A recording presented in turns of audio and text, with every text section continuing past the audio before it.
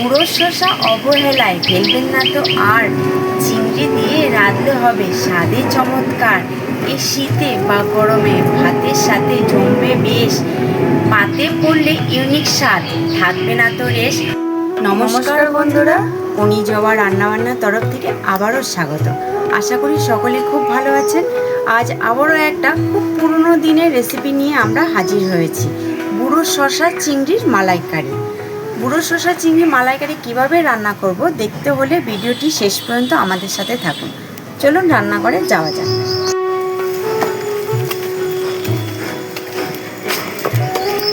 বন্ধুরা, নারকেলটা আমি এখন ফাটিয়ে নেব।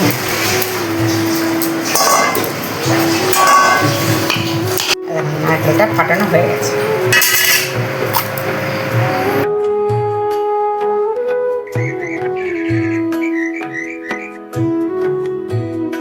এখন আমি বুড়ো শসাটা কেটে নিচ্ছি।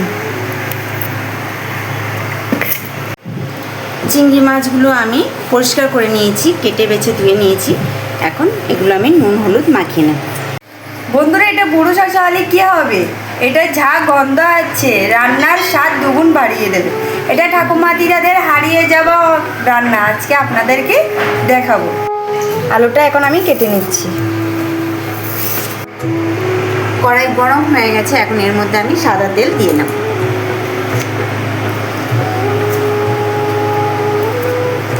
তেলের মধ্যে অল্প নুন দিয়ে নেব। তেলের মধ্যে এখন নুন হলুদ মাখা মাছটা দিয়ে দেব।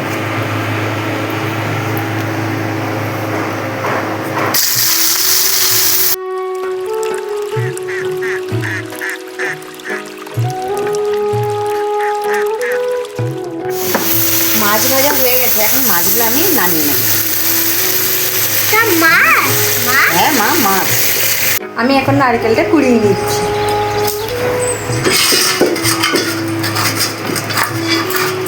আলুর মধ্যে অল্প আমি নুন মেখে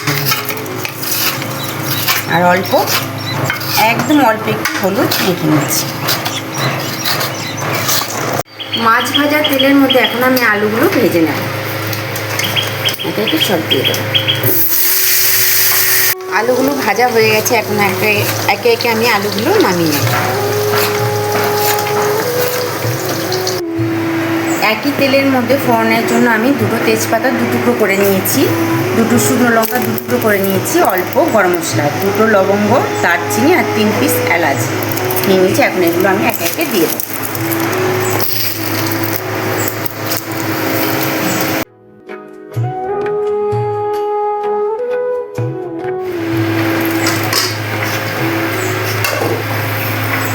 অল্প গোটা জিরে দিয়ে দেবো। এখানে 4 কোয়া রসুন আর দুটো মিডিয়াম সাইজের পেঁয়াজ আমি একসাথে মিক্সারে পেস্ট করে নিয়েছি। এখন এই তেলের মধ্যে আমি দিয়ে দেবো।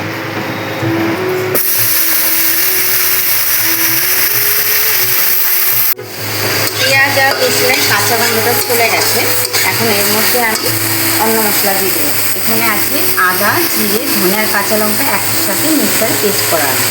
এটা আমি এখান থেকে 2 চামচ দিয়ে দেবো।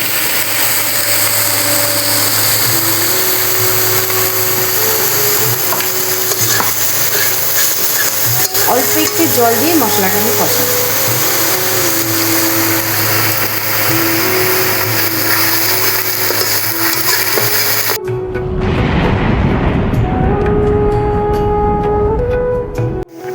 মশলার মধ্যে এখন আমি অল্প নুন দিয়ে দেব। নুন আর ঝাল আপনারা আপনাদের স্বাদ অনুযায়ী দেবেন।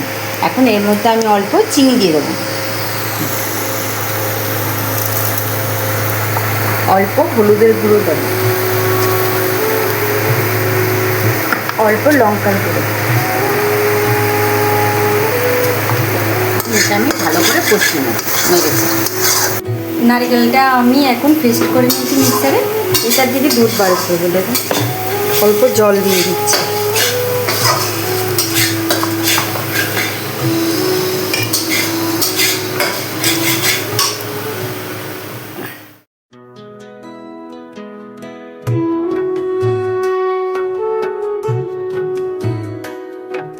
মশলাটা কষানো হয়েছে, এর মধ্যে আমি একে একে গুঁড়ো শসাগুলি দিয়ে দেবো।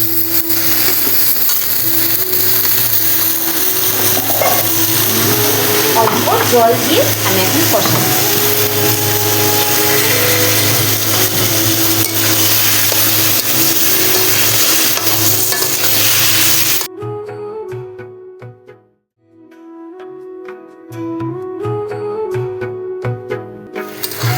মশলা দিয়ে পুরো শসাটা কষানো হয়ে গেছে, এখন ভেজে রাখা আলুগুলো এর মধ্যে আমি দিয়ে দেবো।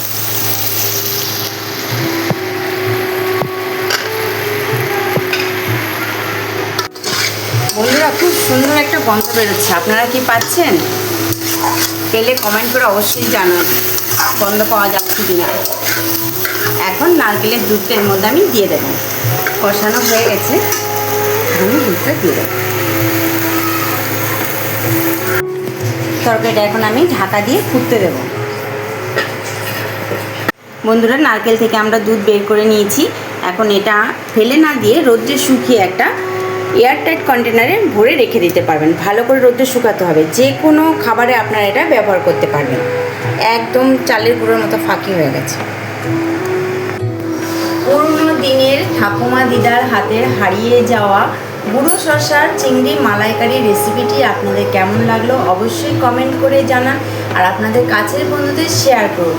আপনাদের ভালোবাসা আর সহযোগিতা দিয়ে আমাদের পাশে থাকবেন, যাতে আগামীতে আমরা আরও নতুন নতুন রেসিপি নিয়ে আপনাদের সামনে হাজির হতে পারি।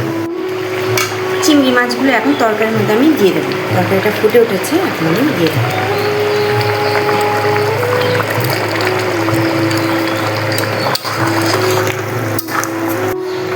বন্ধুরা, পুরো শসা চিংড়ি মালাইকারি আমার হয়ে গেছে। এখন এর মধ্যে আমি গরম মশলা দিয়ে দেবো।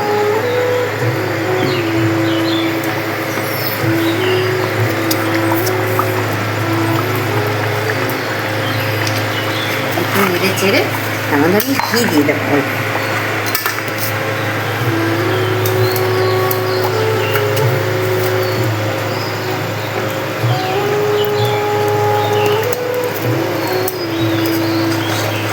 এখন আমি 2 মিনিট ঢেকে রেখে দেবো।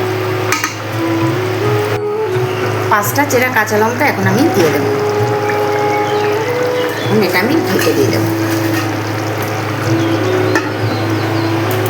অনিজোয়া রান্নাবান্নার চ্যানেলটিতে যে সকল বন্ধুরা নতুন তারা অবশ্যই সাবস্ক্রাইব করবেন, বেল আইকনটি ক্লিক করতে একদমই ভুলবেন না, আর আপনাদের কাছের বন্ধুদের শেয়ার করবেন, যাতে নতুন নতুন রেসিপি সবার আগে আপনাদের কাছে পৌঁছে যায়। ভালো থাকবেন, সুস্থ থাকবেন, সবসময় আমাদের সাথে জুড়ে থাকবেন। আজকের মতো বুড়ো শসা দিয়ে চিংড়ির মালাইকারি রেসিপিটি এখানেই শেষ করলাম। নমস্কার, টাটা।